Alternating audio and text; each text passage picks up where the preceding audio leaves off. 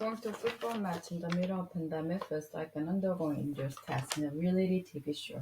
A pre-match message instructs me to arrive at Hampden Park in Glasgow 3 hours before Scotland kick off against the Republic.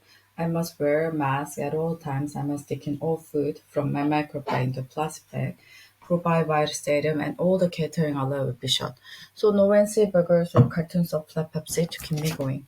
When I immediately turn up to the stadium 3 hours early, the crowds are predictably sparse. The pub outside the ground overflows with supporters against colored flag, like a tempting party. But when I suggest to a stray that might go get a drink ahead of the game, a look of concern crosses her kindly face. Be careful which pub you're going to, she said. There was zero comment.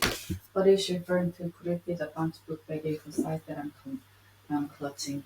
I have given my spare ticket to a rear Scot, my friend Alastair, but he's from Edinburgh, so also not 100% at home in Glasgow. We decide to take their device and skip the pub. Inside the stadium, we encounter a band in the loudest tartan suit I ever seen, including a tiny tartan clutch bag. I pose for a photo with him and he tells me, I had it tailor-made, son. It fits me like a glove. It is not just COVID regulation that make this unique and peculiar people tournament. Through 2020, Nigeria's first season colleague has also become something to the culture.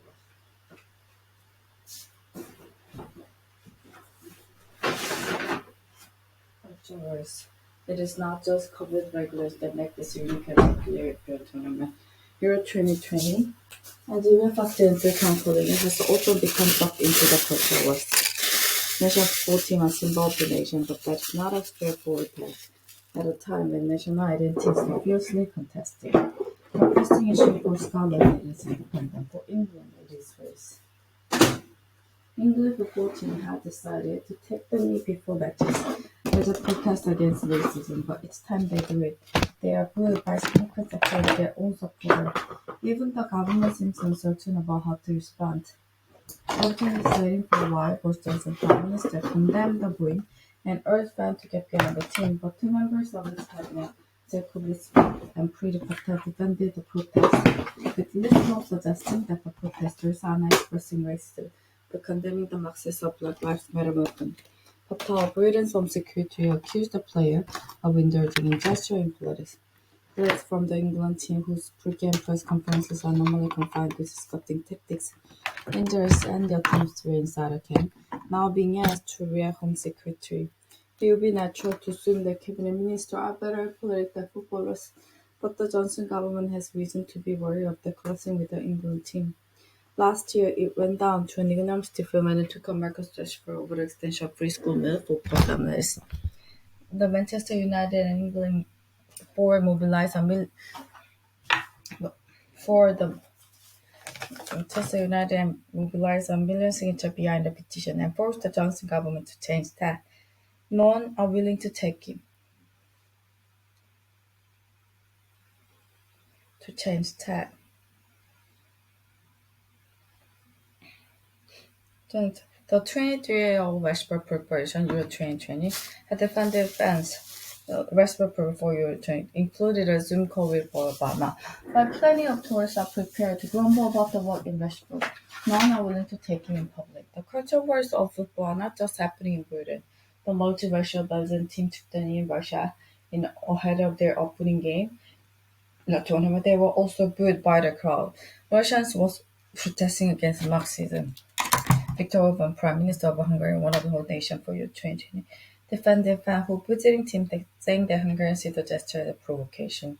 Orban is himself a right-wing provocateur who has become a hero to the Trumpist right in America by frequent warning about the alleged dangers Europe being flooded by Muslims.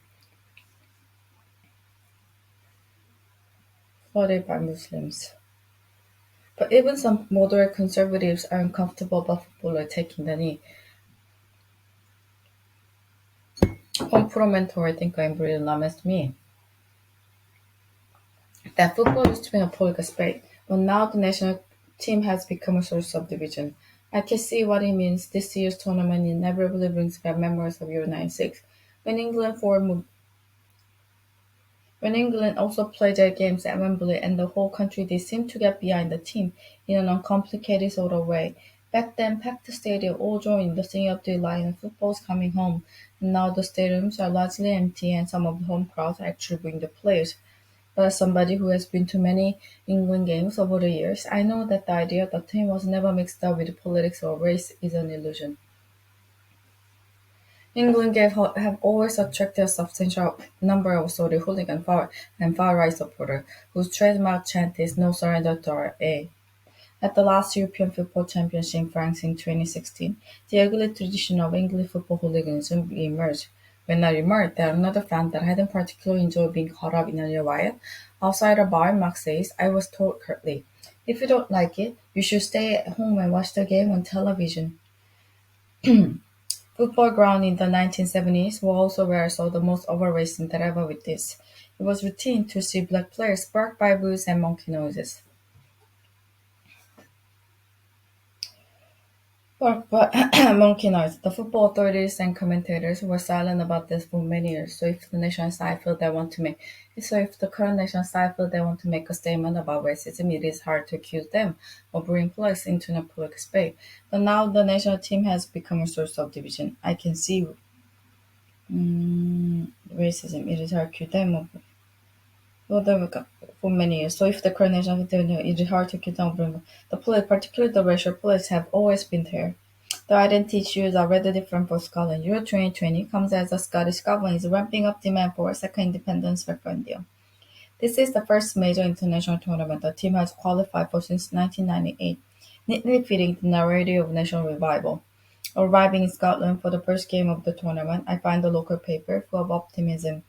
In recognition of the enormity of the occasion, the Scottish government has even allowed schools stop listening to allow the kids to watch the game against text lives. As a visiting English fan, I wonder how I feel about all this.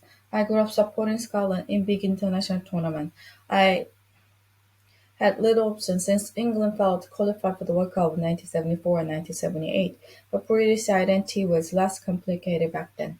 The anthem player for the Scotland side that lined up to play Brazil in 1974 was God Save the Queen, although to recording does not show the Scottish player looking particularly delighted.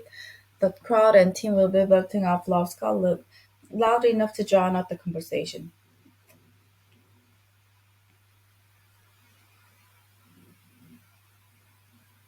The team started the game with all the expected passion streamed forward. Their captain Andy Robertson can be seen gesturing to his player to calm down.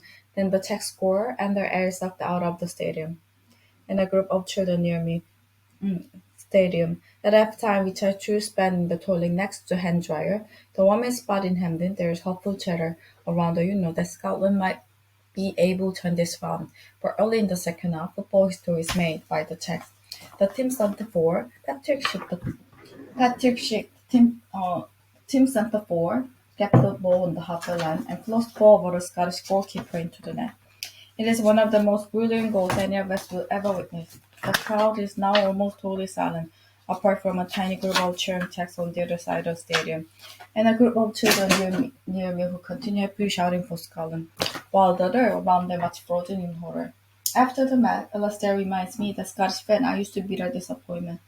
Making the national football team a symbol of the nation is double-edged sword. But what if your goalkeeper flounder and fly on his back and tangled up in the net?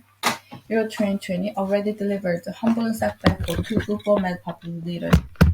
Urban Day commissioned for a capacity crowd to attend Hungary's opening game in Budapest against Portugal, only to see the nation's side lose 3-0. Except Erdogan, president of Turkey, traveled to Azerbaijan and sat in a place of honor next to Azer president, from where he was able to see Turkey go down to a 2-0 defeat against Wales.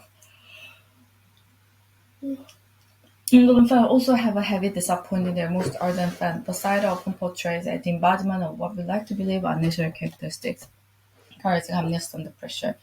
In fact, as a recent piece by Jonah Leo in The Guardian pointed out, England are uniquely bad at holding a lead in a tournament. The numbers seem to suggest they might even be battlers, and the Orhes, the French and Italians, are much better at holding their nerve when they take a lead. If Gareth Southgate, the England major, can somehow break this cycle and turn England into a winning outfit, he will inadvertently provide a huge boost to the Johnson government that is desperate for symbol of the success of Brexit Britain. But Southgate has subsequently but unmistakably positioned himself to the left of the government on taking the knee. He leads a multiracial team and has repeatedly defended the right to make statements other than football. It has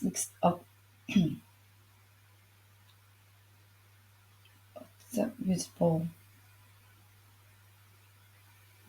religion. But Southgate, Hughes put Southgate England made can somehow break the cycle and turn England into winning outfit, even inadvertently provide a huge boost to the government that is desperate for symbol of the success of Brexit Britain.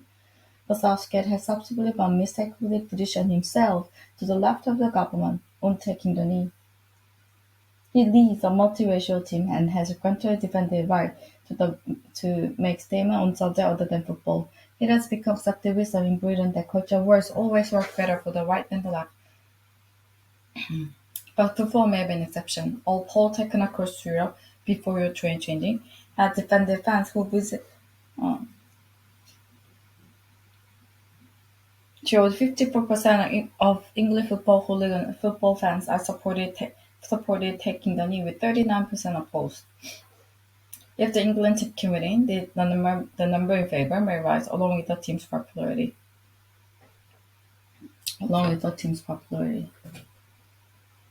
For once, the right may find itself on the wrong end of culture war for the duration of Euro 2020. I will care much less about who wins the culture war than who wins the tournament. The numbers seem to suggest that they might even for Scotland, Euro 2020 began with a deflating defeat. The England team disappointed their fans almost as reliably as the Scots, so slightly later in the day. On the other hand, this is a weird tournament. It's taking place in the middle of pandemic, and stadiums are quarter full, and England are playing half this me. I am allowing myself to afford a weirdest outcome of the lot, an England victory.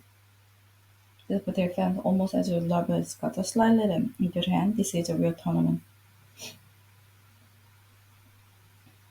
Portugal Euro 2020 began with a deflating defeat.